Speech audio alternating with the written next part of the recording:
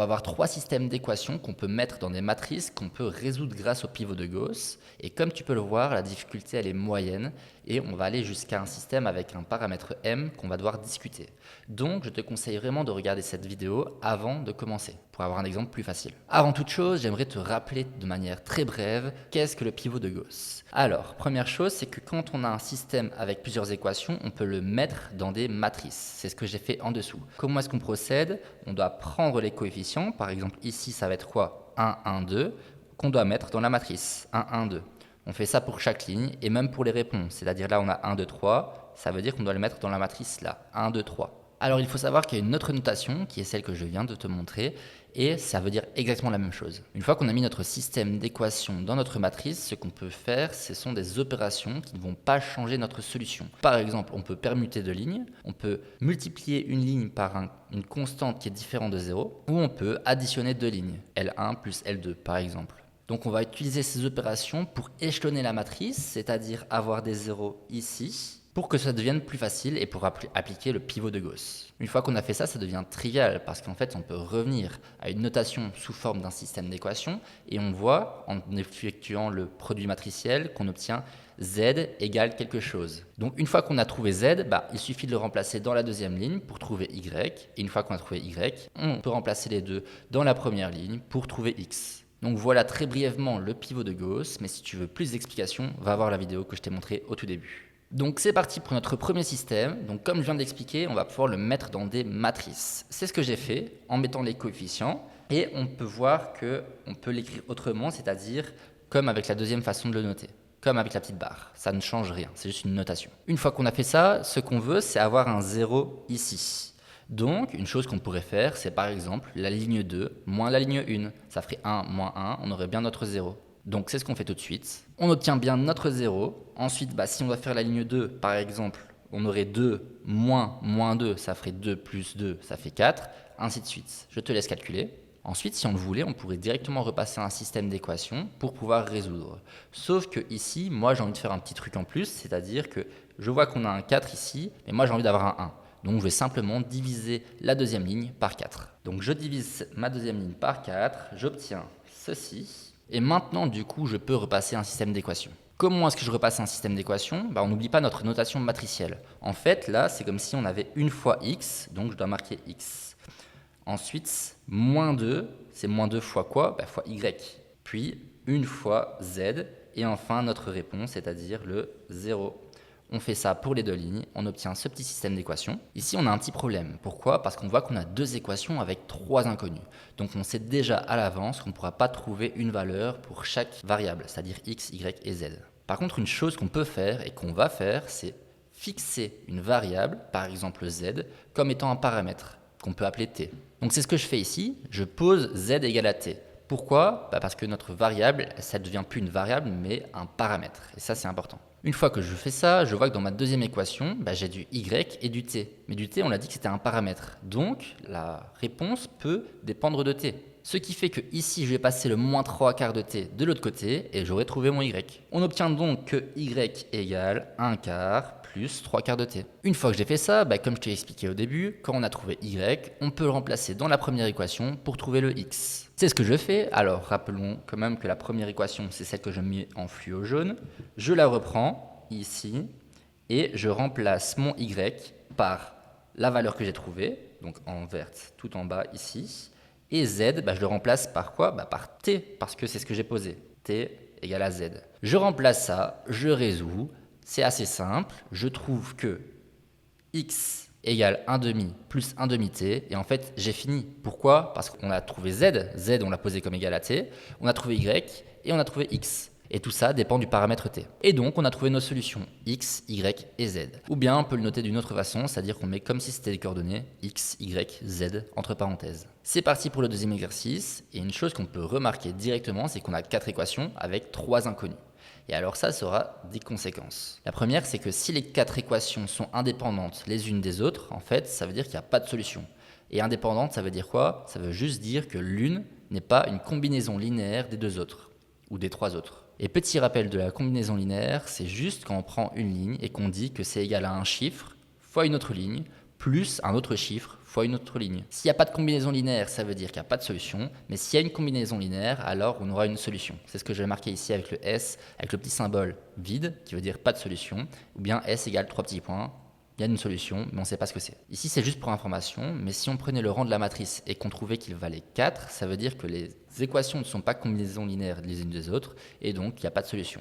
Alors que si le rang il est inférieur à 4, il y a une solution. Donc on est parti comme avant, on met notre système dans une matrice, et on va calculer pour pouvoir échelonner. Avant de commencer à échelonner comme un robot, ce que je te conseille vivement, c'est de mettre un 1 ici. Pourquoi? Parce que la première ligne, on sait qu'il n'y aura aucun 0 dessus. Enfin, en tout cas, a priori, il n'y a pas de raison. Donc, autant avoir un 1 là pour pouvoir l'utiliser à bon escient et que ce soit plus facile. Comment est-ce qu'on peut faire pour avoir un 1? Soit, par exemple, on échange la première ligne avec la dernière ligne, comme ça on fait monter le 1 en haut, ça peut être une solution, ou bien on prend la première ligne et on la divise par 2.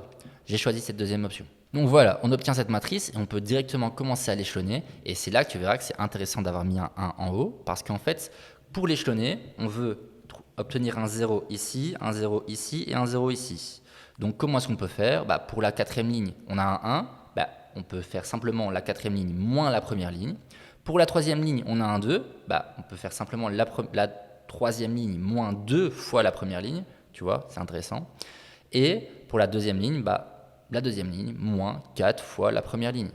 Tu vois, c'était vraiment intéressant d'avoir mis un 1 ici.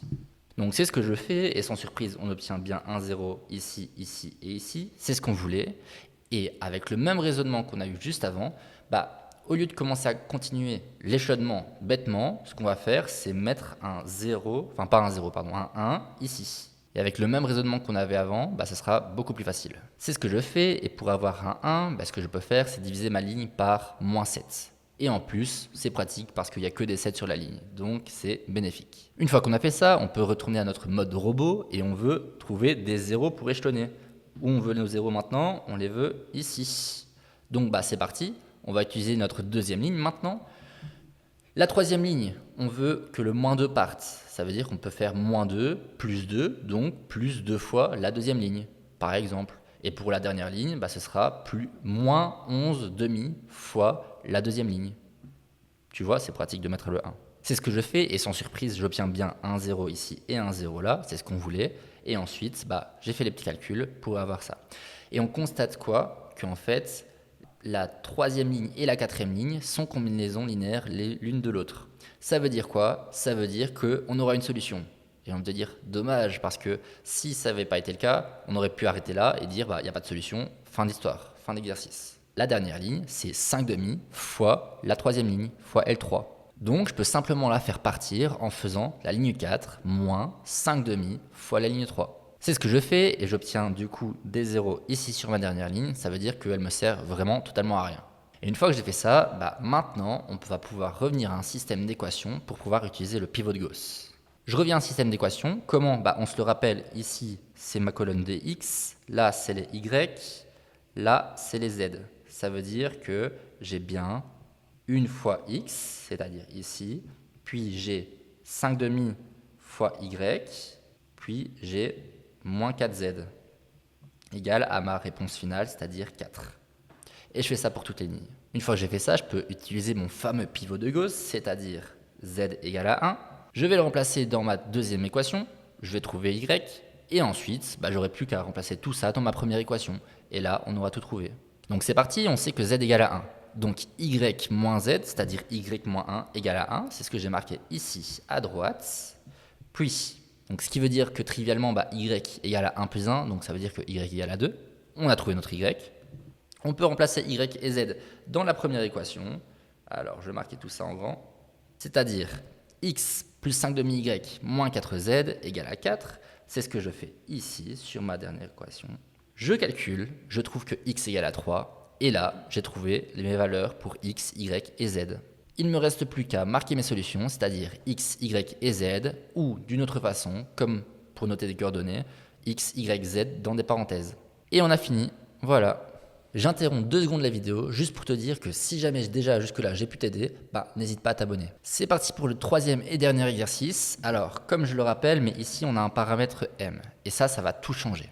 Pourquoi? Parce qu'il va falloir discuter de ce paramètre m et prendre tous les cas en considération sans en oublier un seul. Et c'est là qu'il y a une petite différence par rapport à avant, c'est que au lieu d'essayer d'échelonner directement notre matrice, ce qu'on peut faire, c'est calculer le déterminant. Lorsque le déterminant est différent de 0, on sait qu'il y a une solution unique. Alors là, on ne va pas s'attarder, c'est un cas normal. Par contre, quand le déterminant vaut 0, alors là, il y a soit aucune solution, soit une infinité de solutions. Donc ici, le fait de calculer le déterminant, ça nous permet de connaître tous les cas. Et ça, c'est pratique parce que parfois, ça peut nous arriver d'en oublier. Et si on oublie des cas, on oublie des points. Une fois qu'on aura fait le déterminant, on pourra appliquer notre fameux pivot de Gauss, c'est-à-dire en échelonnant notre matrice avec les zéros comme d'habitude. Et on pourra calculer les solutions en fonction des différents cas. D'où la discussion du paramètre m. Donc c'est parti, on va calculer le déterminant de la matrice qui est tout à gauche, la matrice des coefficients. Donc ça, normalement, vous devez bien savoir le faire, mais je vais quand même le réexpliquer en vitesse. Une méthode pour calculer le déterminant d'une matrice 3 x 3, c'est de prendre le chiffre qui est ici, on le remet là, c'est notre coefficient, pour lequel on renote la matrice, enfin le déterminant. À une différence près, c'est qu'on va barrer la ligne et la colonne de ce qu'on a entouré. Donc j'ai entouré le 1 en haut à gauche, je barre cette ligne et cette colonne-là. Ensuite, je vais devoir calculer le déterminant qu'il reste, c'est-à-dire ce déterminant-là. Ensuite, je continue et je dois prendre le chiffre qui est ici, mais par contre ici, avec la règle de calcul du déterminant, je dois ajouter un moins. J'ajoute le moins, j'ajoute mon chiffre, je le multiplie par mon déterminant, pour lequel je dois barrer la ligne et la colonne de mon 1, c'est ce que je fais ici. Donc ici, le déterminant qu'il faudra calculer, ce sera le déterminant que j'ai mis en vert, 1, moins 1, 1, moins 1, c'est-à-dire vraiment ce qui est ici, quoi. Puis je continue, je prends ma dernière colonne, là c'est un m, je le marque ici. Ensuite, je barre la ligne et la colonne de mon m et il me reste ce déterminant ici à calculer. Je calcule ça. Comment est-ce qu'on calcule un déterminant 2 fois 2? On doit prendre la diagonale, c'est-à-dire m fois moins 1, ça nous fait bien moins m, moins l'autre diagonale, c'est-à-dire 1 fois moins 1, donc bien moins 1. Ça, c'était pour notre première partie. Deuxième partie, on fait pareil. Alors, on doit faire 1 fois moins 1, ça nous fait bien moins 1, moins 1 fois moins 1, donc moins 1. Parfait. Et le dernier, 1 fois 1, ça nous donne bien 1, et 1 fois m, ça nous donne bien m, et donc on doit faire moins m. On calcule, et on obtient 1 moins m carré. Alors ici, on fait bien attention, mais quand est-ce que 1 moins m carré vaut 0 ? Quand 1 moins m fois 1 plus m vaut 0. Pourquoi est-ce que je dis ça? C'est parce que, rappelez-vous, au début, là on est en train de calculer le déterminant, et quand le déterminant vaut 0, ça veut dire qu'on a des cas particuliers, et on va devoir discuter de ces cas. Donc, ici, on peut renoter 1 moins m carré comme 1 moins m fois 1 plus m. Ça, j'espère que vous connaissez aussi, c'est les produits remarquables, il faut les connaître par cœur. Et donc, nos deux différents cas ici, ça va être m égale à 1 ou m égale à moins 1. Pourquoi? Parce que c'est ce qui annule ce que j'ai marqué en vert, ici à gauche, en encadré. Et donc, ce sont bien mes deux cas où mon déterminant vaut 0. Ici, j'ai plus de place, donc je vais prendre une nouvelle feuille, mais juste remarquez bien que je vais reprendre cette matrice-là, ce système d'équations mis sous matrice, sauf que je l'ai marqué d'une autre façon. Mais c'est la même notation, on l'a déjà vu plusieurs fois. Ce qui nous donne ceci. Et alors, en fait, ici, on va prendre les différents cas. Alors, on peut commencer par soit le cas où m égale moins 1, soit le cas où m égale à 1, ou soit le cas où m est différent de 1 et de moins 1. Bon, j'ai choisi par commencer par le cas où m est égal à moins 1, mais on choisit n'importe lequel. On devra quand même faire les trois. Bon, c'est parti. Si on sait que m égale moins 1, il suffit de remplacer m par moins 1. C'est ce que j'ai fait. Alors, qu'est-ce qu'on va constater ici? On va constater que la première ligne et la deuxième ligne, c'est quasiment la même chose, c'est-à-dire que ce que je mets en rose ici, c'est la même chose, 1, 1, moins 1, mais à droite, par contre, on a moins 1 et 1. Ça veut dire quoi? Ça veut dire que si on le remet sous forme d'équation, on aurait x plus y moins z, c'est-à-dire la partie que j'avais mis en rose, égale à moins 1 ou égale à 1. Mais en fait, ça, c'est super contradictoire. Si c'est égal à moins 1, ça ne peut pas être égal à 1. Donc, si c'est contradictoire comme ça veut dire que c'est impossible. Donc, il n'y a pas de solution. Et une autre façon de le marquer, c'est ici. S égale l'ensemble vide. Donc voilà, j'avais pris ce cas parce qu'il était assez rapide. Maintenant, on passe au deuxième cas. Bon, si on a commencé par m égale à moins 1, on va faire le cas où m égale à 1. Encore une fois, si m égale à 1, ça veut dire que je remplace mon m dans ma matrice par 1. C'est ce que je fais. Et ici, on ne peut pas conclure comme avant. Du coup, ce qu'on va faire, c'est qu'on va échelonner, comme notre fameux pivot de Gauss, pour pouvoir avoir des zéros. Pour commencer ici, et après on en mettra un là. Donc c'est parti, pour retirer le 1 de notre deuxième ligne, il suffit de faire de la deuxième ligne moins la première ligne, et pareil pour la troisième ligne. Donc c'est parti, c'est ce que je fais. Et là on constate deux choses. Déjà, c'est que sur la dernière ligne, il n'y a plus que des zéros. Ça veut dire qu'elle nous sert vraiment totalement à rien maintenant. Et la deuxième chose qu'on constate, c'est qu'il ne reste plus qu'un chiffre sur la deuxième ligne. Ça veut dire qu'on peut utiliser notre pivot de Gauss et on peut trouver directement la valeur de z. Pourquoi ? Parce que si je réécris ça sous la forme d'un système d'équations, j'obtiens moins 2z égale à 0. C'est-à-dire z égale à 0. On a utilisé notre pivot de Gauss, on a trouvé notre première réponse pour notre première variable. Comme d'habitude, on prend cette valeur, on la met dans l'équation qui nous reste, c'est-à-dire la première équation, et ça nous donne x plus y égale à 1, vu que z égale à 0. Et ici, on est embêté. Pourquoi ? Parce qu'on a deux inconnus, on n'a qu'une seule équation. Donc ce qu'on va faire, c'est qu'on va poser une des inconnues comme égale à t. On l'a déjà fait dans l'exercice précédent, donc on va aller un peu plus vite maintenant. Donc ici, par exemple, ce qu'on peut faire, c'est poser x égale à t. Donc si x égale à t, je remplace x là-dedans, ça me fait t plus y égale à 1, et je trouve mon y.